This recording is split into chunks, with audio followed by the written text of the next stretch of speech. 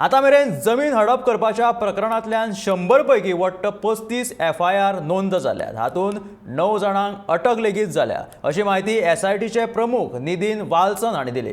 सगळ्यांत चड जमीन हडप करपाचे प्रकार बार्देसांत घडल्याय अशी माहिती तांणी दिली। In SIT, we have 35 FIRs which we are investigating, and we have received a lot of complaints which we are examining. This may be cognizable offence, and जो organized land grabbing का जो contents आता है उसमें we are registering the FIR, and we have made nine arrests till now. One lady was arrested 2 days back. The maximum number of lands which have come under the purview of investigation of SIT, they are situated in Bardes. See, most of the lands which we have found out have been targeted by these accused people are the lands which don't have owners.